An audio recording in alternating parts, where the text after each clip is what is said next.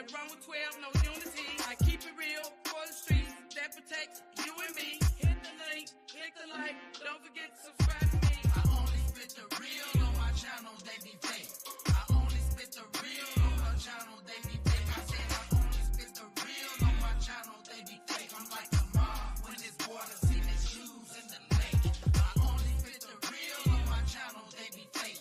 I only spit the real on my channel, they be fake. I said I only spit the real on my channel, they be fake. I'm like the mob when it's water, see the shoes in the lake. See, a lot of y'all came here to cash in on the check. No, I came here because I care about my brothers. I came here for my black men, to help them, to do whatever I can, to bring a voice to my community. They ain't ready for you.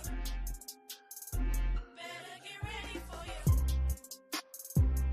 They ain't ready for you. They ain't ready for you. They ain't ready for you. Better get ready for you.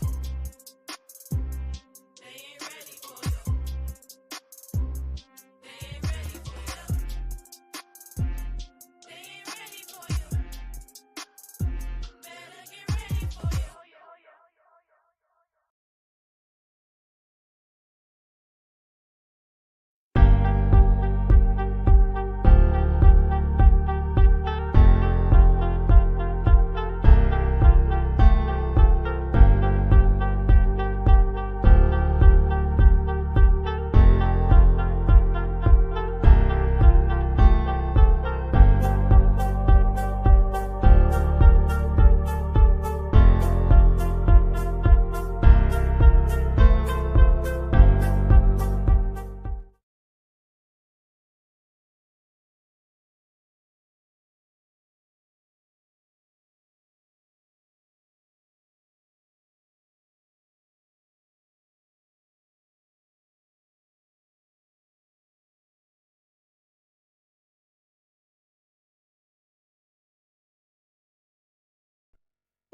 Good morning, YouTube family and friends.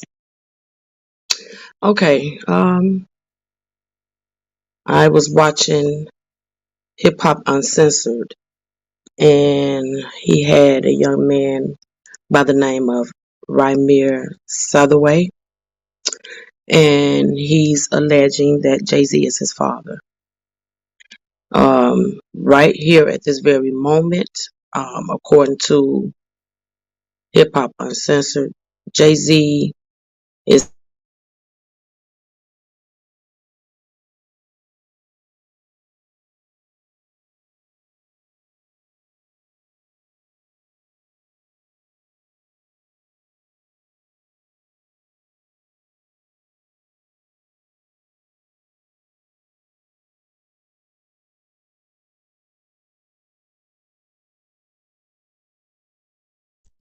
his mother is now deceased. Rymir was raised by his mother and her live-in boyfriend, and his mother has always told him from a small child that Jay-Z was his father and that the live-in boyfriend was not his real father. And I believe allegedly the mother name was Wanda, and as I said, she insisted for was the son of Jay-Z. And also, she's also insisted that those were the only two men, the live-in boyfriend and Jay-Z. Okay, so Jay-Z has not taken DNA or acknowledged paternity. He says none of this is true. The mom got sick and was very adamant about Rymir finding out who his father was.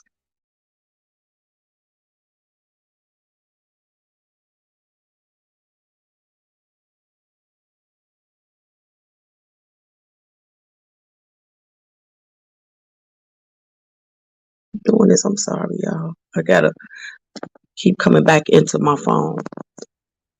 So the mother, she claimed to have met Jay-Z back in '92, and had sexual intercourse with him more than once.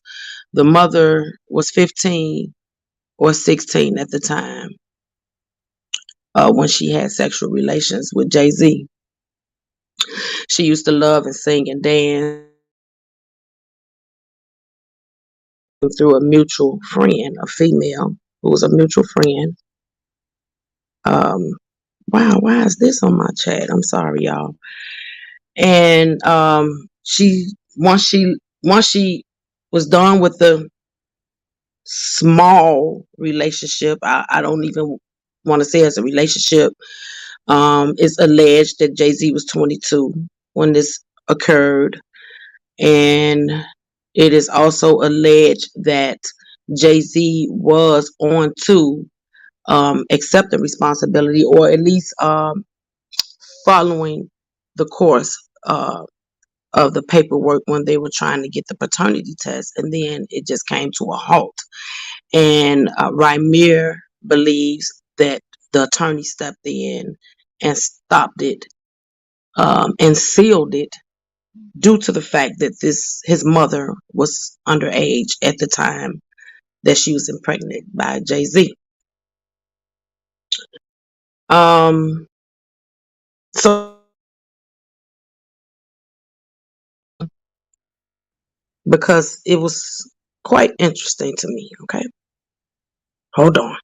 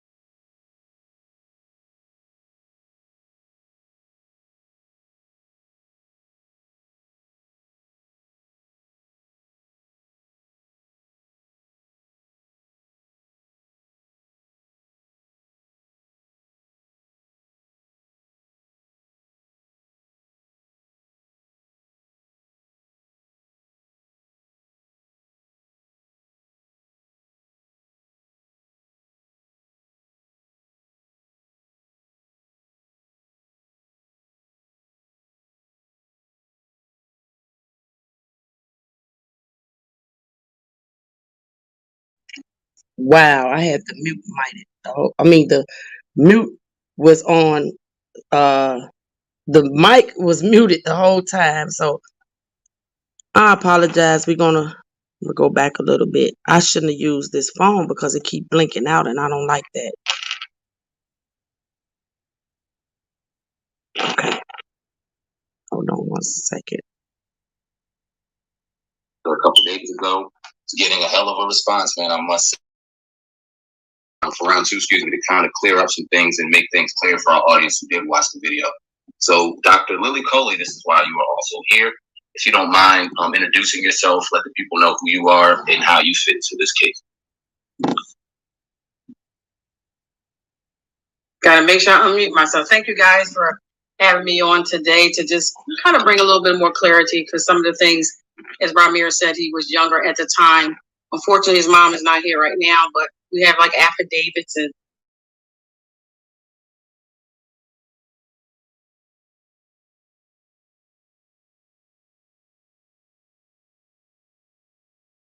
prior to me getting really involved in this, me and Wanda was in a spiritual relationship through church. I was her godmother when since she was a child, and then as she got older, of course, life brought us different places and so forth and so on. Nonetheless, we came back together, and she had a baby, which was Ramir.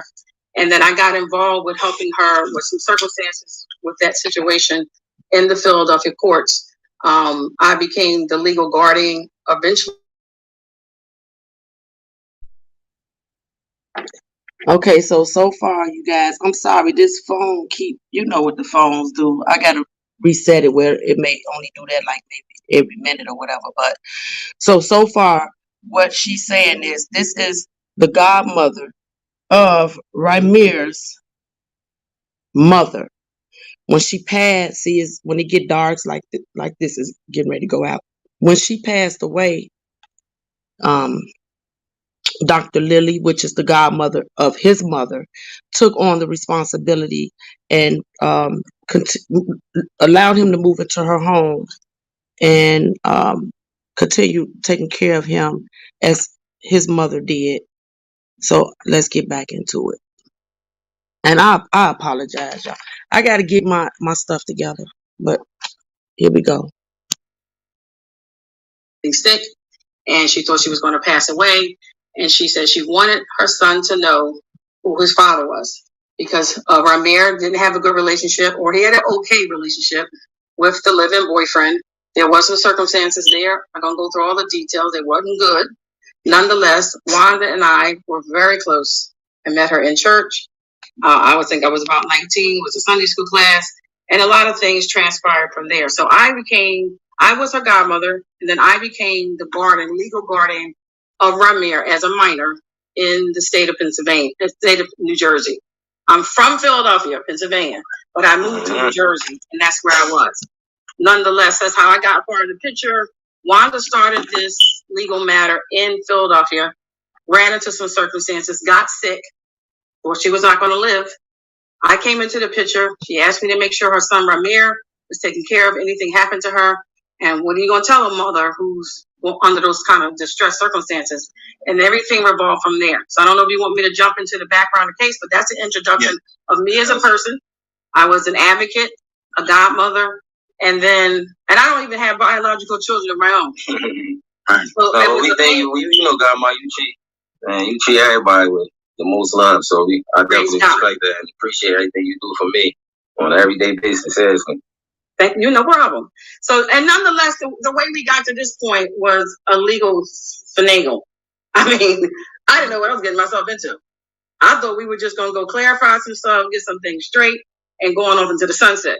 I had no idea that the legal system was the way it was. So you guys let me know how far you want me to go in terms of right now. I just wanted to give that introduction to say where I was from. I'm in New Jersey now. I was in New Jersey when I got Ramir as my legal child. He was still a minor. He went to high school in New Jersey. He finished, he went to college in New Jersey. He was in my home. He was my legal child. And I just carried out the wishes of his mom, and then one thing led to the next. Right. I want to just kind of go back because you said you were good friends with his mother. For the people, what did she tell you about, the relationship, her relationship, or whether it was a one-night stand with Jay-Z? Can you give us that? Like, how did everything to transpire to conceive Ramir? According to his mother, Wanda, and the affidavits that are online, she met Mr. Carter. I guess he identified his name as Rock. And nonetheless, that was in 1992. It was 24th and Bolton in Philadelphia. It was related to some street circumstances, and I think you guys know what I mean. Wanda was she was a minor at the time. She met him through a young lady by the name of Lakeisha. They were mutual friends, and they went and did their things together on a few occasions. Now, in the beginning, it was like Ramir said prior, teenagers hanging out doing their thing. Mm-hmm. Nonetheless, it moved on to something else. Nothing bigger. Didn't get that far. Nonetheless, Wanda was underage. Was where all this took place. And according to her affidavit, she met him, went back to New York.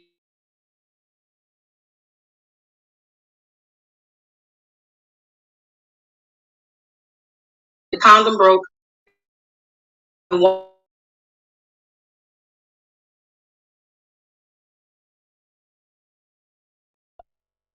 Okay. The internet was going out. Only on. Oh, sorry again.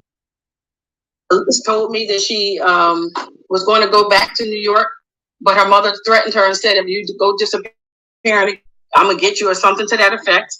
Nonetheless, she said the next time she saw him again was on television, because I think he didn't really get big until like later. But all of this happened in Philadelphia, 24th from Bolton. The person that was with her was named Lakeisha. She wrote all of this on an affidavit, which is online. She described everything. So all that information was taken too. Now, Wanda was in an abusive relationship, unfortunately, with another the living boyfriend. And that was part of the reason why some of the delays took place and why I went to go help her in Pennsylvania, because of the nature of the relationship. Gotcha. So you're saying that throughout the relationship that she had with her husband or her significant other at the time, that kind of prolonged the process of identifying Ramir's true father? Correct. And that was an on and off, again, relationship. So they were high school, and he apparently was going around saying the kid wasn't his, blah, blah, blah. No offense to Ramir. It's only what his mom said, what she wrote down.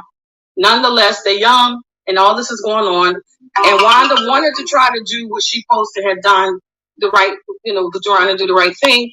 But they were both minors. And in Pennsylvania, no minor can consent to a paternity test or anything like that, or a paternity rather. The parent of the minor must go on the birth certificate. So when that happened, it was illegal to start with. Right. So, okay, let's go our current day. Let's bring it up to current. At what point did you first get involved with this fraternity case? At what year? At what point did you get involved with this? So in 2010 is when me and Wanda reconnected. By then, Ramir was in job corps. Mm-hmm. And that's when she was telling me she needed some help with him and getting this closure with her son's father. She said to me that she wanted to get the closure because she was sick. She knew she was going to make it. And she went on to tell me about who the father was. So I said, well, let's write him a love letter, which we did. Mm-hmm. A love letter per se. So we wrote him a love letter, and they responded. Before we even got to the court, they responded. Everything was kind of working the way it was supposed to. Then the attorneys got involved. Nonetheless, in that situation, Wanda was still in the driver's seat, so to speak, because we were still in Pennsylvania. And then as she got sicker, I took her son. I took him, I think, May of 2011 to my home in New Jersey. And that's when I pursued the New Jersey courts for a paternity test and college support. Because by then, Ramir was getting older, and health insurance. That was it.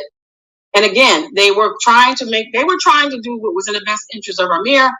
But unfortunately, I would say at least Mr. Carter was.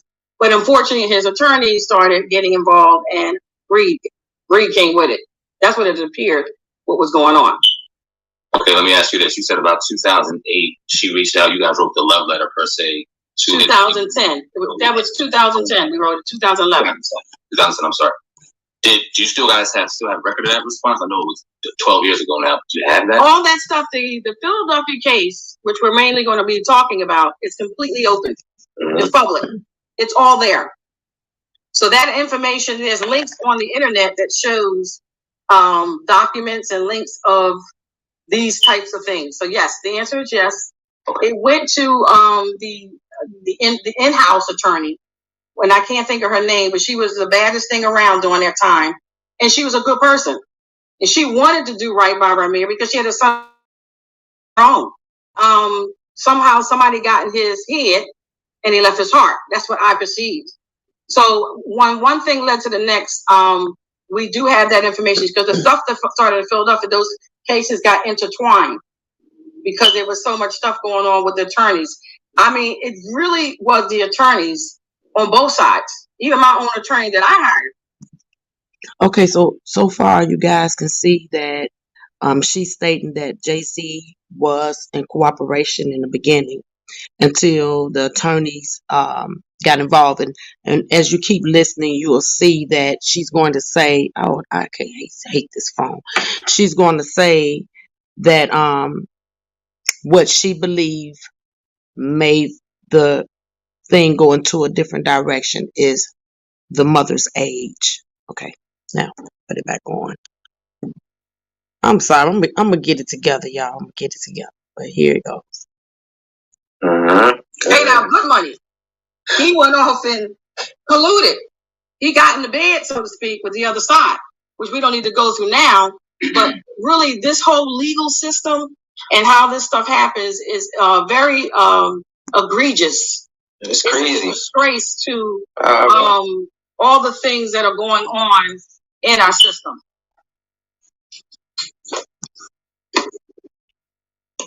Unmute yourself, cuz.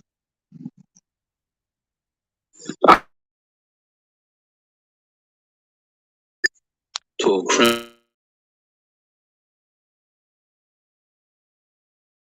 This, and this, as opposed to going after this now. Right. So it started out as a paternity case for me, having a minor in my home, going through that process of completing that loop, so to speak, with the child support, etc. Then Ramir, that was 2000. Then Ramir in 20 inheritance case. Because in the state of New Jersey, at the age of 18, if a person has not had a conclusion of their parent, they can do so. So he had an inheritance case, which is a civil law case. I mean, you might have heard some things like that with Michael Jackson. There was a kind of few people came up and said, "He my daddy." And wherever court you go to, the court in some cases have an obligation to follow it through. However, the bar for the inheritance case is a lot lower than it is for paternity. You guys know that by the nature of child support. They'll run you down, beat you down, and find you. But the inheritance case, not so much. Nonetheless, we got to that point. So right from the beginning, unfortunately, as you can see, also there's public information that in the 2012 case of the paternity case, it turned into what we perceive as an alleged fraud case because misrepresentation of this action by the attorneys. From there, everything. So time we tried to get that particular thing or unravel that fraud, new fraud of court. That fraud on top of fraud on top of fraud. Somewhere in the mix there, the attorneys realized they were a kid in a candy store. That's just my opinion. And they started making up what I call manufactured allegations and things that just wasn't true. No proof, no nothing. But unfortunately, in the system, especially with family court, that's a kangaroo court. It's kind of a joke. Everybody ain't taking it too serious. But nonetheless, people's in there, and I'm in there with no kids, trying to figure out, am I in the United States? But nonetheless, I was trying to do the right thing by the law because that's how I was brought up, to follow the law, do the law, and the law should protect you. Don't break it, just follow it.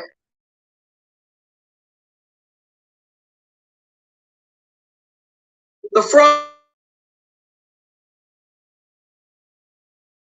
thing happened, then it was our obligation to take it to the next place.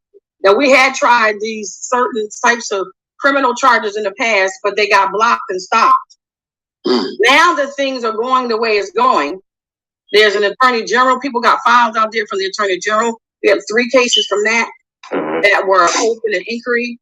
So now we're at a place where those things that caused us egregious circumstances and where we are right now, under the law, each time they keep doing something new, it kind of resets the statutory limitation. In addition to the fact that we believe there was fraud on the court, not just no due process, fraud on the court, and the court allowed it. So my problem, as I told Ramir, ain't about a person. I got a problem with the institution. Right. Because I need to be able to go, and he needs to be able to go to any court and get fair due process and be treated like what we need to be treated like.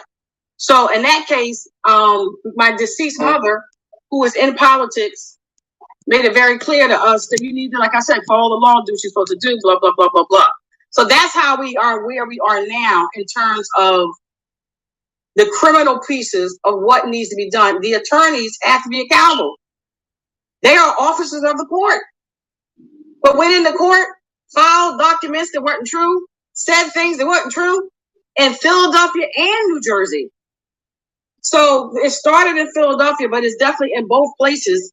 And that's where the criminal charges are. And we need the audience. We need the public's help to bring about awareness, not just for us, because there's about 5, 6 other people that are part of this case indirectly or directly that have similar problems where this stuff is just, it stinks. You would never. And because I'm supposed to pause it a little bit, can't just play. You heard Dr. Lily say she needs the public help. Us over here on the YouTube with these platforms, this is what our platforms are for. We claim this is what we came here for. So let's help the lady.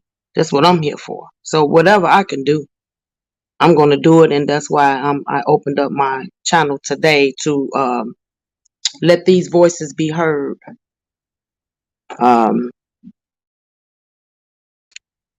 Although my channel have technical difficulties at this time, I'm trying, y'all.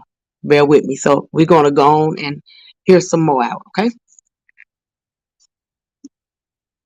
Believe it. And then the fact that I'm coming in here with no kids and trying to do the right thing, got tied up in this. And it's just crazy. Nonetheless, here we are right now trying to get to a place where the Attorney General, calling out any Attorney General over the whole United States to review the file. That's all we need. Review it. And when they review it, they'll see what we see, that there's a problem, and not just with ours, but other. Where we are right now. The attorney, I think we also talked about, we went to the civil rights. Well, we've been everywhere. Yeah. We went to the civil rights department asking them to help with the civil rights stuff. Right. And then if you can't get civil rights in your state to file something, they don't want to file it. They just ignore it. So if it wasn't true, or if it was like whatever they think, just go ahead and do what you're gonna do and let it fly. Right. But when you get things at a state level, that's a problem. You got a problem. And here I'm living in the state with properties. I had to submit to the state of New Jersey, but another party didn't. And they got properties too.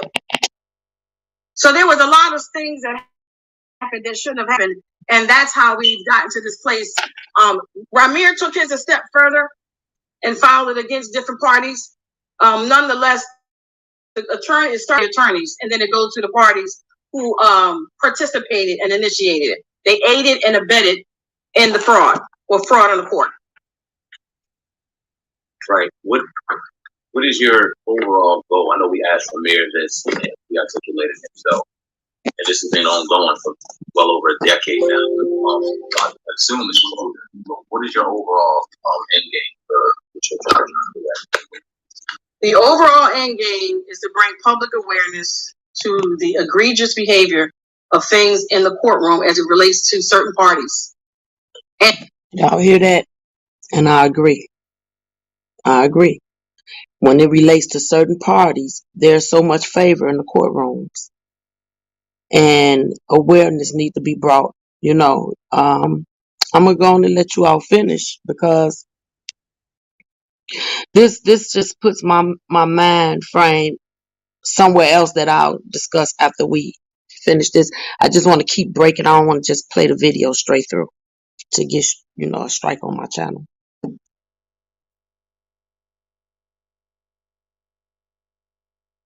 And we have submitted new legislation, Pro Se and Legal Abuse Act, so that if somebody finds themselves in a situation such as us, they don't have to be abused and beat down. Right. Now, they took this information, these attorneys and some of these people, to tell you how they are. They thought they were going to take the fraud on top of the fraud on top of the fraud and then kind of use it against me and my property. Where this is the very thing that stopped the whole process from going through is this jurisdiction problem. So you have people just taking fraud and they think that they can get away with it. A lot to do with not just the color of your skin, but some other things.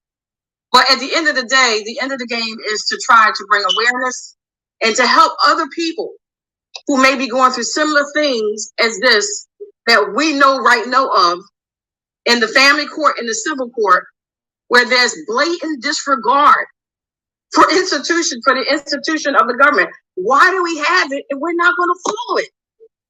What is the point? I mean, I'm a citizen. I pay taxes. I got property. Why am I stopping at the red light? You're trying to abide by something. So we either could be a part of the part that's corroding or be a part of the part that's helping. We're trying to be a part of the part that's helping. And like I said, the civil rights, the AG's office, we're trying to get them, we're calling them out. We need help in getting the AG's offices all over this country. Anybody. All we need is one. We got some of them that's working on it. We got some that actually sent us information. But we need somebody actually to finish it through. We know they're busy and a lot's going on. We get an attorney general's office to look at this file. Game is over. The game is over. So in your opinion, obviously this is opinion, not fact, Ramirez's mom at the time, according to multiple reports of you guys' story, was a minor at the time that Jay-Z, they conceived the baby allegedly with Jay-Z. Do you think that's the main reason why he doesn't want to put his hand on this? Because it'll come out that if it is his son, then, he slept with the minor at that time. In your opinion? Absolutely. Yeah, that would make a normal man run. And there's some money things behind it. There's a money stuff that goes on behind the scene with that. Because when you're in business and you do something that's unethical, there's ethical breaches, if you will. So that would make somebody who is a business person go the other way. But as so many people said, he's at a position that he can do a lot of things. So going back and forth with anyone is not in a non-positive way, ain't good. If you have the ability to make a change and to set some boundaries or changes that can not just affect this, but a lot of other people that might be going similar, then that will be the way to go. But yeah, that's the reason. That's one of the reasons I think. I also think that some of the stuff you may not even know about because the attorneys are thinking about their pockets. They don't know. You might not know everything that's going on. We don't know. We know some things that's going on, but he doesn't know everything. So I'm sorry to cut you off. Go ahead. You can go ahead. So do you think that this all this blame, like you said earlier, that this isn't an individual situation, it's an institutional problem? Do you put all the blame, and remember you can answer this too, brother, on Jay-Z himself, or do you think that's pieces of evidence on his doorstep? Yeah, we definitely don't put all of it. It's not really a pointing finger thing. We really point the finger at the justice system because we just look at it as when we went in there, they took us as a joke, and we need somebody to be accountable for their actions, and this is any justice system around the world. Like, if you're for the people, do the right thing by all people, not just by certain people.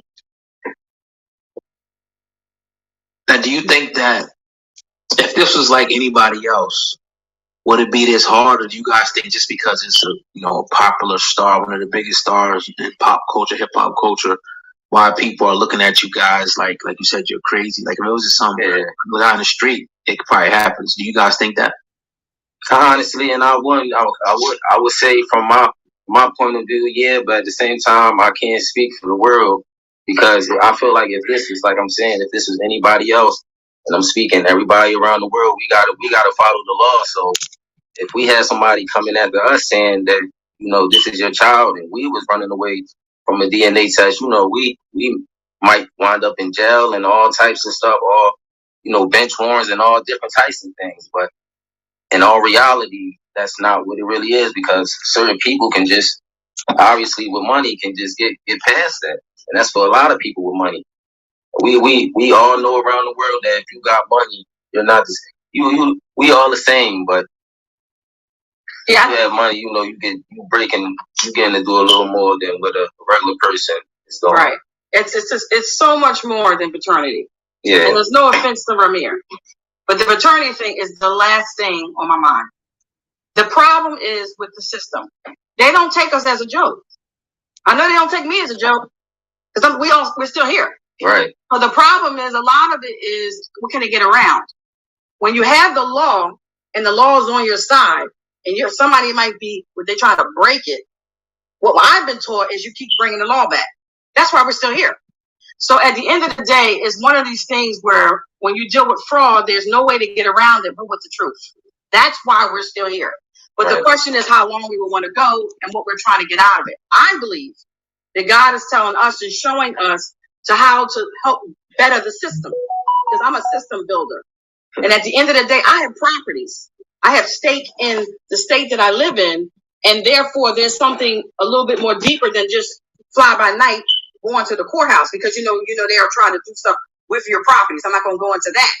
But nonetheless, all this started from what we consider jurisdiction problems. Jurisdiction of I happened to submit to one place and they didn't.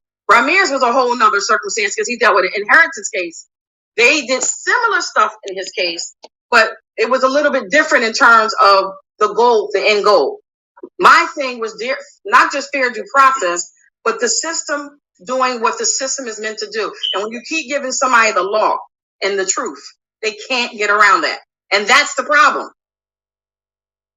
Ramiro, I want to ask you a hypothetical question. Yep.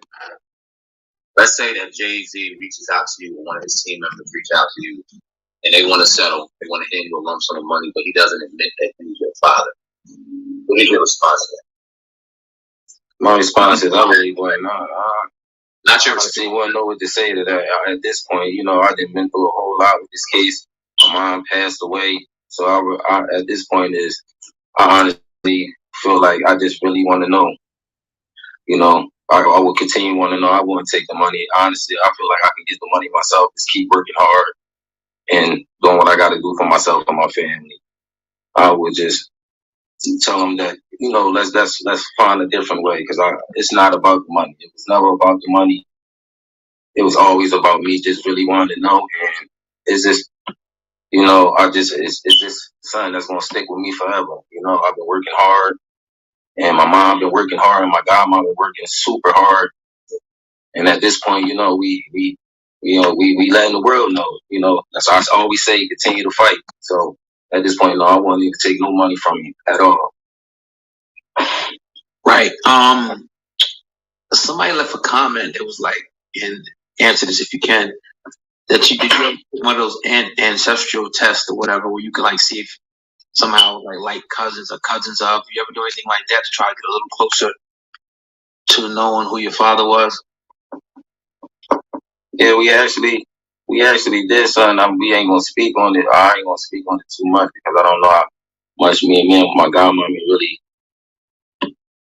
really say we was gonna talk about that. But we did something with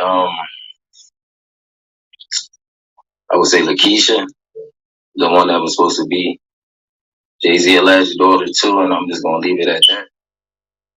Yeah, that was blocked. Wow. Just around the time that Ramir was about to do it, some of that was blocked because the young lady who had said the same thing, I think you guys know who she is. Yeah. She reached out to him a year before. We got it all in documentation. And they were going together to do a siblings test. And that got blocked. So I want to say this. I know our time is running out. There's so much bigger, more stuff, you guys. We can do series if you want, because we want to try to really change the system. I'm gonna make this system better. I'm not trying to just come on and talk, because I could talk a long time ago, and I have a talking history of stuff that I've done in the past. But I'm not sure if you guys are aware that Ramir was shot at somewhere in September. Okay, guys, pay close attention to this part. This is the part where the godmother and the alleged son received like I would say death threats. Okay, but I needed to pause the video too. So here we go. He was in a parking lot with other people, there where he's at living now. And out of all the cars there, his was the only one shot up. So we believe that was a nexus or a connection, I believe, between the case and what's going on, because it was around the time. In addition to that, we've had people come to my home in the past, driving on the grass. We have people knocking on the door at 4 o'clock in the morning. We've been through all of it, mostly around the filing time. So this is a bigger picture than this. We want to try to make a difference with the Pro Se Act, with the Legal Abuse Act, bringing new legislation and trying to sit down at the table with the lawmakers to make a difference. In addition to the fact, because, like you said before, Mr. Carter might not never do anything, and I'm sure he probably won't, but it ain't about him. This is about the system allowing things to happen that were very and put our lives at stake in some regards. So I just wanted to say that's what's another reason why we were still going to the criminal stuff for the second time. This time the prosecutor's office locally did get involved, but everything is slow moving and things are happening, and it's corruption going on all over. But at the end of the day, if we get the public to help us out with their local persons and local support, that would change the game. It would be a game changer. I want to this question to Dr. Coley. Ramir's mother was your friend. And no disrespect, I gotta ask this question. Be responsible. Is there any chance that your friend possibly, do you ever have the inklings that your friend possibly could have not lied, but maybe there's a possibility that Ramir's dad is someone other than Jay-Z? Did that ever happen to you, man? Of course. There's always that 1% chance. That's why this case has never been about paternity. It's about you being able to go into court, whether you win or lose, and get fair due process. If we go into court, get fair due process, and he does what he needs to do, because we could have wrote something before there are disclosures. There's all kinds of things you could do. But at the end of the day, the law says in New Jersey that if the person who resists to take the test is presumed the father. That's what the law says. Here in New Jersey, anybody who don't want to do it and go. That same law applies here in Illinois. If you're summons to court for DNA testing and you refuse to go, or for child support and you refuse to go, you presume the father. That's just how it goes. So let's get back into it. Away from doing or prevents from doing it is presumed the father. So right now he's presumed the father. He's not even alleged. He's presumed the father, and Ramir has the option of whether or not he wants to say what he wants to say in that regard. I never got too much into the paternity after I saw what happened. I was trying to do the right thing at the time. At this point now, I see that it's bigger than that. So I had been trying to do it because other people said they went through similar stuff that was crazy. But Wanda was not just my friend. Wanda was my goddaughter. Literally. She was my child. And I met her through Sunday school. We were very close. We went our separate ways when she went off to live with her mom. I didn't see her through college and all that. And somehow God brought us back together. And then she had all these circumstances with her child. And of course I helped her. So forth and so on. It is what it is. So I think one of the things you just got to remember is that this was a relationship that we had. She was my goddaughter, and then her godson was Ramir, and it all came together as where it is at now. So we talked, we prayed, I looked in her eyes. She looked in my eyes. It was a journey. But we knew that getting Mr. Carter to do what he didn't want to do is something totally different than me going into court and not getting fair due process. That's all we wanted. And then, like I said, if you lose, you lose. At least it was fair. Right. Right. That's it.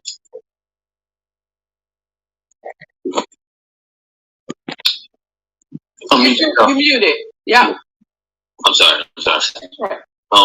You spoke earlier about how you tried to reach out to his alleged daughter about a year or so ago. The interaction itself got blocked. Can you speak on who blocked it? Are y'all allowed to?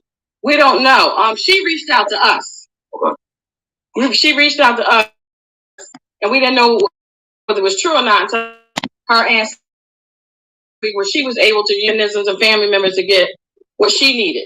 Yeah. And she reached out to us on Twitters and Facebooks, and it just took me some time to read through the messages to really see who she was, but she definitely reached out. Are there did you go to other platforms out there, and did any platforms turn you down? Didn't want anything to do with the story? Not really. I think they don't want to talk about no paternity, because I don't want to talk about paternity. I'm done. Yeah, I really don't know the platforms. I guess I can't speak for them. I really don't know. I guess right. They did. Right. Basically, in a nutshell, there were a lot of people that took the story, the legal part of it. You can do that Google. For the recent stuff, people don't want to hear the same story. Right. They want to hear what's going on today. And what are you going to do about it? So that's where I'm at. And been there for a while. But at the end of the day, we had to go through the stuff of this criminal process, which is the latest thing. So, yeah, there's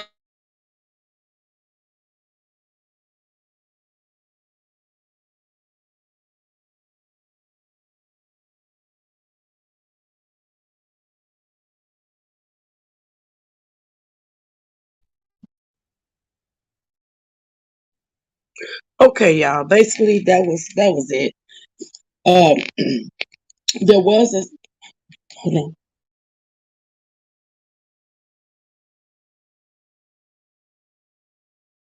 There was a part that I did want to play when it was just the alleged son up there talking, and he was speaking on the criminal charges that they're putting on Mr. Jay-Z.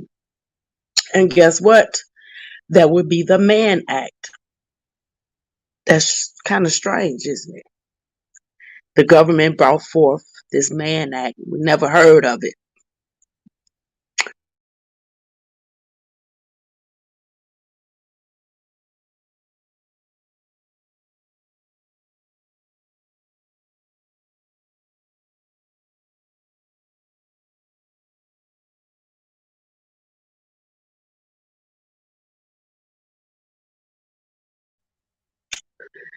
My phone keep going out. I hope when my phone go out that I'm not going out.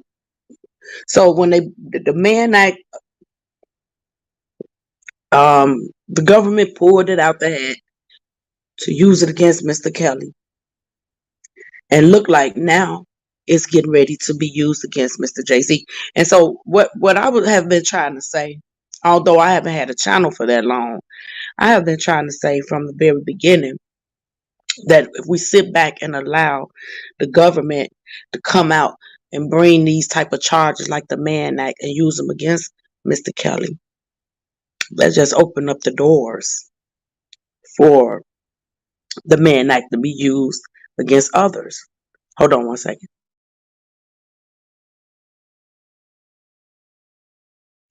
So with all that being said, I just feel like, well, first I want to say prayers to the alleged son, Mr. Ramir Sethawar, and to his godmother, Dr. Coley.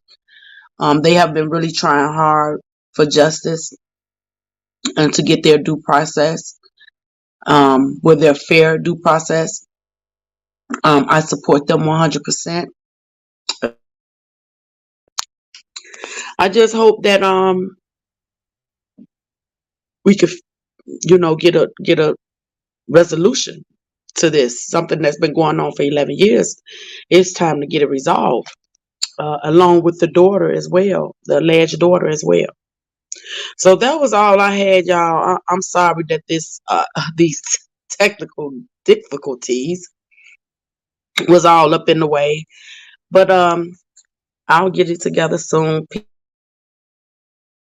All have a beautiful rest of your morning. Peace.